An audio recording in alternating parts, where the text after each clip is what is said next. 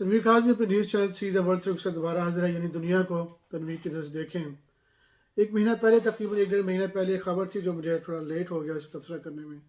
وہ تھی افغانستان میں ایک بارڈر کے پاس گاؤں میں کسی نیبر کے جو ہمسایہ ملک نے ایئر اسٹرائک یعنی جہاز کے ذریعے اس کو حملہ کیا، میزائل گرائے اور کچھ لوگ قتل ہو گئے۔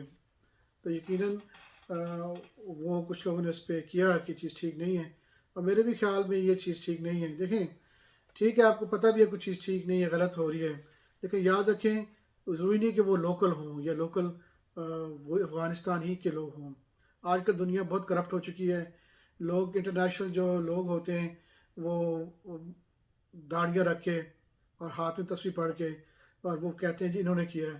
آپ بہت احتیاط کریں، قرآن آپ کو سختی سے منع کر رہا ہے کہ کوئی بھی ایکشن لینے سے پہلے گواہ پیش کریں۔ آپ کے پاس گواہ اگر زیادہ ہیں، کنفرم ہے آپ کو، تو آپ کا کام ہے اس لوکل جو گورنمنٹ ہے ان کے ادارے ہیں، ریاست سے بات کریں۔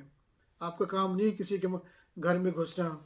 اگر وہ ریاست نہیں کر رہی تو یونائٹڈ نیشنز آپ کے پاس ہے، وہ اقوام متحدہ بھی ہے، لیکن اگر نہیں بات کریں، لیکن آپ کے اچھے اچھے لیڈرز ہوتے ہیں جو مذہبی ہوتے ہیں، ان کے تعلقات ہوتے ہیں، ان کو بھیجیں، آپس میں گفتگو کریں۔ یہ جنگوں سے اور تھریٹ کرنے سے ایک دوسرے کو دھمکیاں دینے سے مقام بگڑتے ہی ہیں۔ آپ گھر میں بچے کو دھمکی دے کے دیکھ لیں، آپ کا 15 سال کا بچہ ہے، ماریں اس کو 2 تھپڑ سب کے سامنے، کیسا آپ کو دشمن بنے گا؟ تو یہ کام چھوڑ دیں۔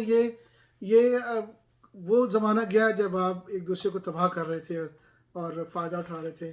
اس طرح نہیں مسائل حل کیے جاتے۔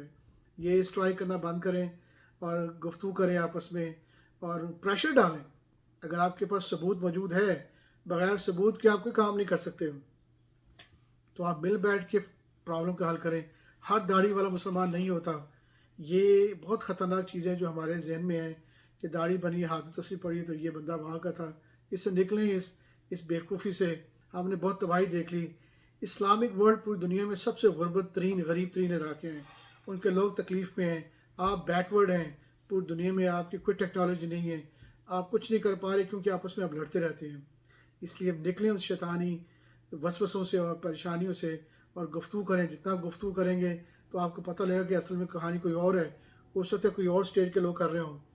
اس لیے گفتگو کریں آپس میں۔ مسلمان آپس میں بھائی بھائی ہیں۔ اللہ کہتا ہے دین والے لوگ، مسلمان سے مراد ہے بلیورز، وہ آپس میں اللہ کو، گاڈ کو مانتے ہیں۔ سارے مل کے گفتگو کریں، آپس میں بار بار گفتگو کریں۔ آپ پریشر ڈال سکتے ہیں، آپ روز جا سکتے ہیں، آپ ہفتے میں ایک دفعہ میٹنگ کریں۔ ایک وقت آیا کہ وہ آپ کو کوآپریٹ کریں گے، آپ سے کریں گے کہ بس، اس لیے اس کا پرمنٹلی حل ہو جاتا ہے اس طرح۔ اور امید ہے کہ یہ آئندہ اس طرح کی تکلیف دہ خبریں ہمیں نہیں سننے ملے گی۔ اللہ ہم سب کو حمایتی ہو۔